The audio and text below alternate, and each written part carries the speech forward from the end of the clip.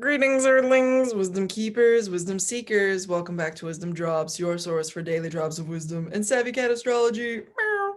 My name is Tanya.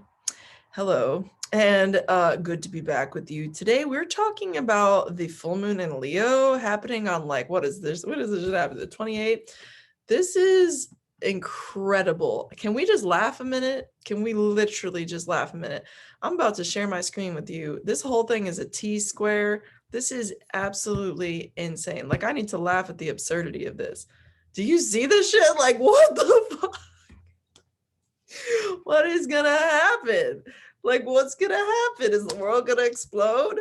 It's like a T square, yo. Look at that. That's insane. I don't know why more people aren't giving this hype right now. This is absolutely insane. If you are an astrologer who knows anything about charts at all, this is so nuts. Just to look at like how many planets are absolutely 100% in like hard ass aspect with each other.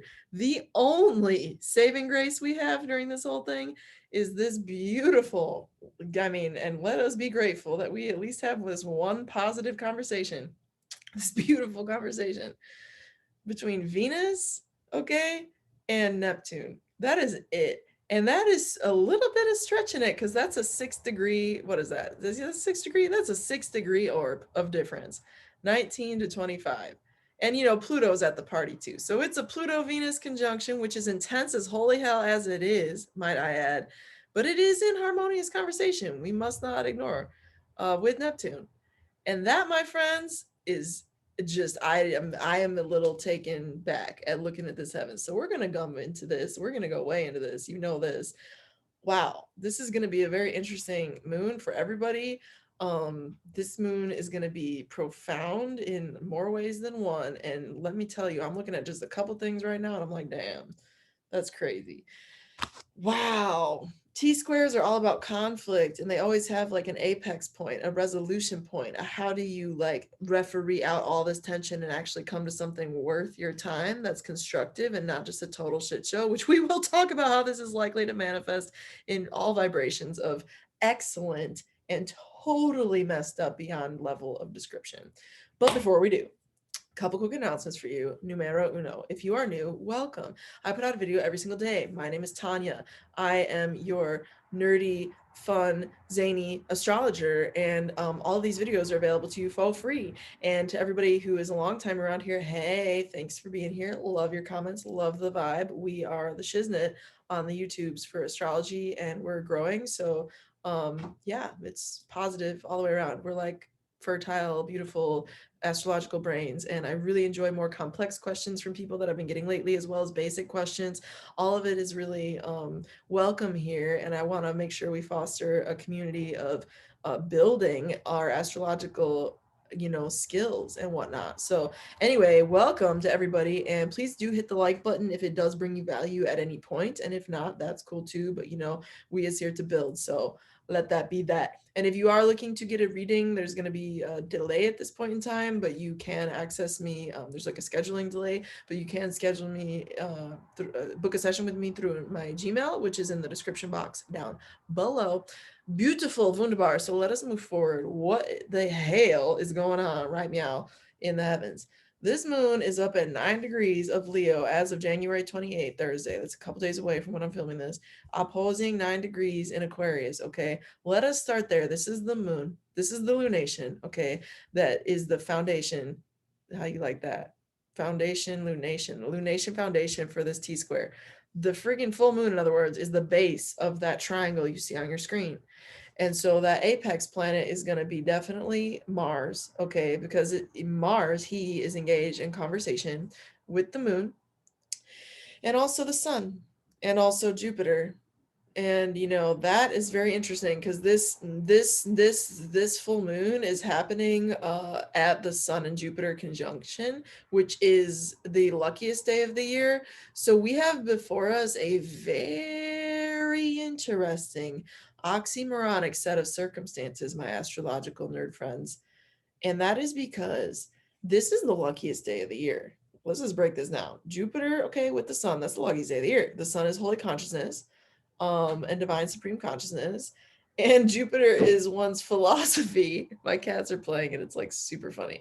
And Jupiter is one's philosophy and sense of like a belief system and joy and prosperity. So awakening that is the spotlight of the Heavenly Father, so to speak, on that Jupiterian like wealth and joy and so forth, opposing the moon herself, the goddess herself. Okay, in Leo. And now the moon in Leo does not dislike necessarily being in Leo. It's a really fun place, you know. Yeah, it's a fire sign. The moon likes water, but you know what? It's a fun ass moon. There's shadow sides to everything. Watch out for narcissism on this day, girl, boy, whoever you is. Watch out for narcissists. Okay, up around this time, the 28th of January. Mark my words, mark them, because that is some shadow aspect of moon and Leo. On the flip side, this, especially because we're reading this, y'all. We're reading that freaking triangle. You see what I'm saying? On the screen. So with that said, that's the tension aspect. That's why I'm talking about the shade aspect of Moon and Leo. But like on the real, Moon and Leo, the high vibe is freaking fantastic. It's the most entertaining, joyful, hilarious, lighthearted, like romantic, dramatic in the best way possible entity. Like that is Moon and Leo at the best form of Moon and Leo. They are fun, they're charismatic, they are warm, they are heartfelt. You know what I'm saying? So let us all attune our little antennae like to like PS, if you know where that's from, like and comment a little like something that symbolizes that, like a computer or something. Something exactly like that. That's so funny. But anyway, we'll laugh at it later. But for real though, that's the lunation that marks this whole thing. So we have this potential of like divine royalty, almost this goddess vibe of the moon herself in Leo, and it's a culmination moment. So it's something that rears its head that is ripened. It's a fruit. If you think about a fruit, y'all, on a tree, it starts as a flower, and then it goes into a baby fruit, and then it gets into an actual formidable fruit, and then on the inside of that fruit, once it ripens, there are seeds, and at that ripe, plumpy, juicy phase, there are seeds inside in which will grow when that seed falls to the ground, when that fruit gets eaten by an animal who eats the seed and then they poop it out, whatevs, that seed will always produce something. And when you see a full moon, my friend, trust and believe that that something that has grown, that plant that grew from that seed once upon a time, right? That plant has ripened. There are fruits on that tree that are showing themselves as potential pools of new beginnings, aka packs of seeds. A fruit from a horticulture perspective is a suitcase for seeds. I just saying. Now, with that said, stick with me here. The moon itself is the foundation of that T-square. And what is the point of all of this tension? What is the point of this? What is the point of the triangle here on your screen, which is like glaring at us? What is the freaking point? Why is this energy manifesting the way it is? What does it mean? The point of it all is literally, my friends, Uranus and Neptune in conjunction by a 4-degree orb. Both these planets are engaged super heavily, tightly by the degrees with the foundational planets. It's a 3-degree orb from 9 to 6 and a 1-degree orb from 9 to 10. Okay. That is a 3-degree orb from, no, a 4-degree orb. Oh my God. Can I try again? That's the 3-degree orb from Uranus and to the moon, and a 1-degree orb, OMG, from Mars to the moon. So this is a very, it's no mistake, T-square. Okay. Now looking at this chart, this is not like the millisecond of accuracy, but I think it's safe to say this is a Cancer ascendant under the lunation itself, which puts the moon as the chart ruler, interestingly enough. And it being in this super tight ass conjunction opposing its ruler because it's housed by the sun in this instance, since the moon is in Leo. And the ruler of Leo is the sun, as you know. And that, my friends, is opposing the moon herself. So there's a lot of tension. But that Mars Uranus, to get back to that, what is the point? The point is awakening. The point is activation. Mars is the firefighter. Mars is the activation spark of a fire. You know, when you start a fire, when you fart a fire like a dragon, you know, no, just kidding, but for real, like, what would that sound effect be? It'd have to be like, whoosh, I don't know. It would be funny to think about. But Mars is the activator, okay? And so it activates what you say. Uranus, what is Uranus? Well, it ain't your butt with no fire booty fart. But what it is the enlightenment potential. What it is also the reactivity potential. At a low vibe, that is war of explosive devices, explosions. Yo, Mars Uranus conjunction is low-key explosions, high-key explosions, explosive energy. It is a soda pop bottle, soda. Like this, you see, I'm kombucha product placing, not product placing, but for real, this is tasty. I like the trilogy. If I'm gonna get a fake fermented kombucha, which I'm not usually about, but you know, when I do, this is the stuff that I enjoy. And when this is all carbonated, Mars and Uranus, baby, if I go like this and I open this, it's like, woo, disaster all over. And that, my friends, is what you was looking at with that Mars Uranus conjunction. You are looking at this bottle shaken up real good and opened up and exploding. And that is what's going to happen. I'm not going to lie to you. I'm not here to sugarcoat diddly piddly.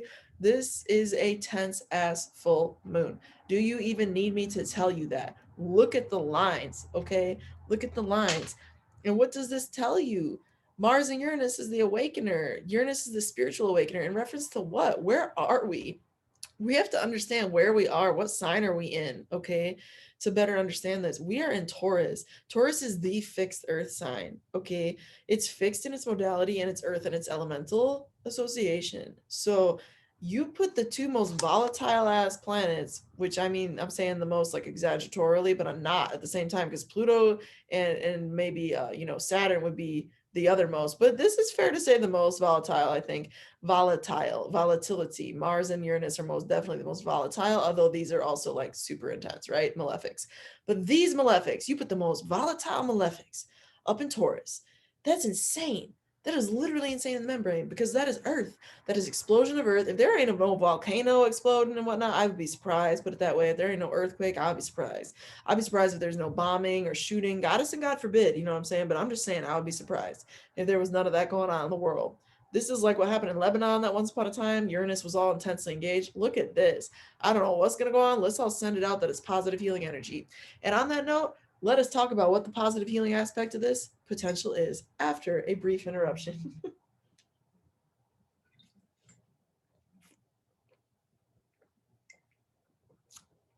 It's just so damn good. It's just so like, ooh, that tart. I love it. It's just sweet and tart at the same time. It's like a sweet tart. Anyway, the positives for those of you serious students diving into this is, look at this. The earth is awakening. I need to sip some water because that throat.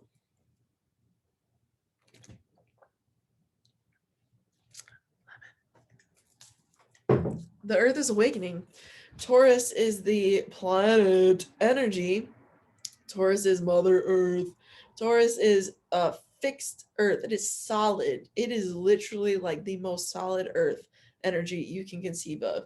I have yet to be super close with many Taurus people, but I have had 2 or 3 over the years. And let me tell you, if you have a Taurus in your corner, you are a lucky ass person, because Taurus people are solid on something at the end of the day. You know what I'm saying? 9 times out of 10, Taurus people are super solid. And there's no coincidence that they are super solid, because they're opposing Scorpio, the most powerful sign of the entire zodiac. So if you can't hold shit down with no Scorpio, then you ain't on the opposing axis of Scorpio. You feel? So Taurus is solid like a rock. But this is explosion in rock. You see what I'm saying? This is explosion within that stability. This is the mountain range or whatever. Excuse me, the like boulder construct system exploding into pieces and or being enlightened. So this is when you're getting firm belief systems being stuck in your way, Taurus shadow aspects, being stuck in your mind, being bullheaded, literally bullheaded, right? Taurus is the bull, and it's I wanted to say like, I don't know, moniker. I don't know what that actually means though in this. I didn't remember. I need to figure that out again. But it's like it's stand-in. It's like its archetype. The Taurus is ruled by the bull, and this is the explosive bull. So be careful not to be an explosive bull is what I was cautioning you against before, especially with all this intense like the T-square energy.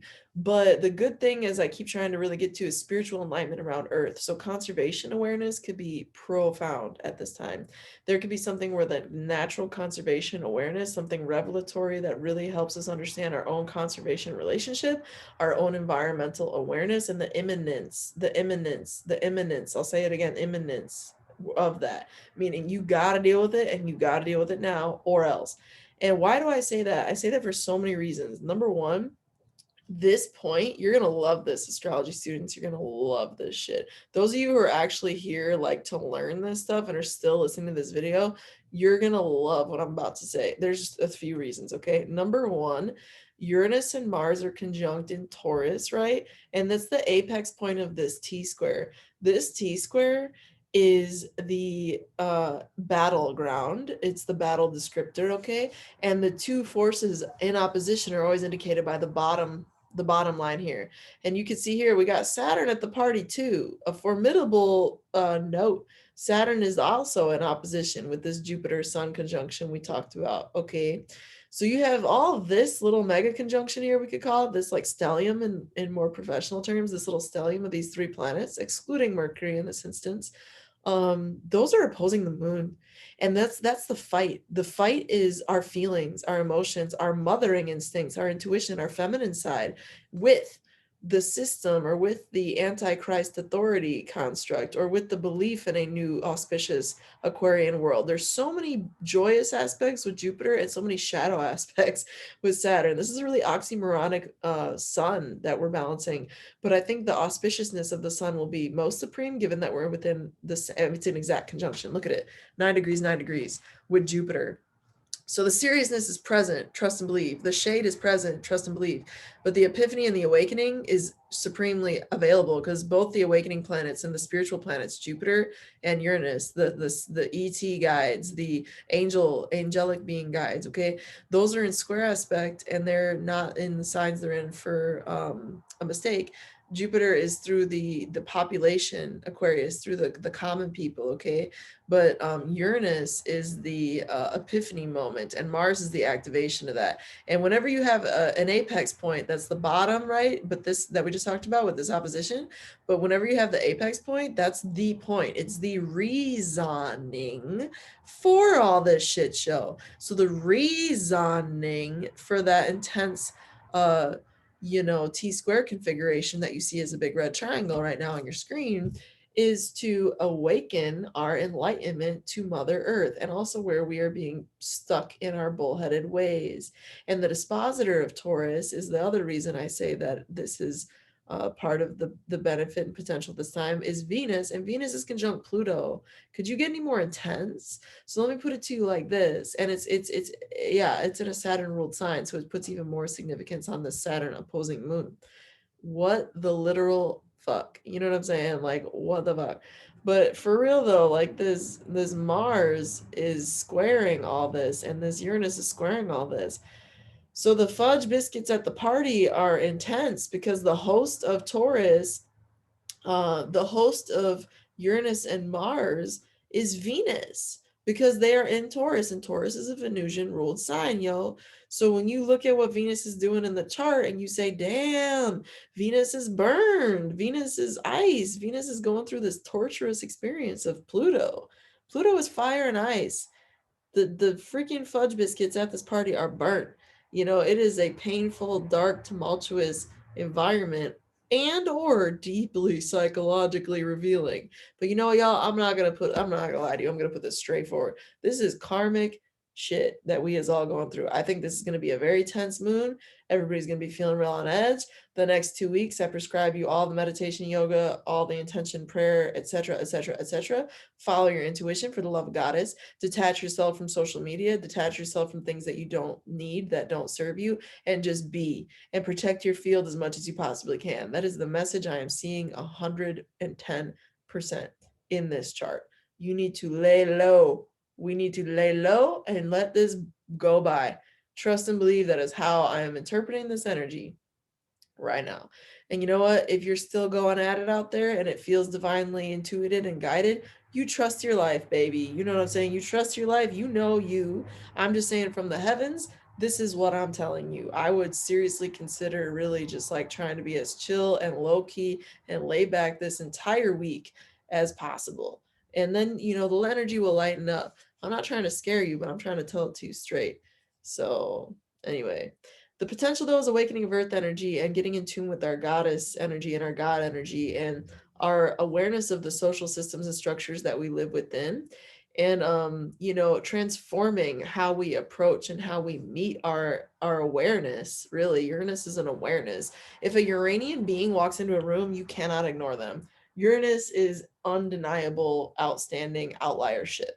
Okay, like ostracized, like they stand out in a room. It is like a red dress person. You know what I'm saying? So with that said, we're because the host of this conjunction is Venus, and Venus is conjunct Pluto. We are redefining and reforming how we approach our enlightenment in regards to earthly matters, how we approach our enlightenment, Venus, or excuse me, Mars, how we approach, how we activate, how we approach, right? Our awareness, our enlightenment, Uranus, in regard to Mother Earth. Do you see that how the pieces connect? So I think it's a deep transformative time, and there's a lot going on, and let's all try to be as gentle with ourselves and compassionate to each other as we can, because there's a hell of a lot of explosive energy in there, y'all. I'm not even gonna twist it. I hope you know, got value from this video. If you're still here, I'm assuming you did. So go ahead and like that video if it brought you value. Thanks for all the positive vibes. And with that said, through next time, until next time, may the stars be with you. Peace.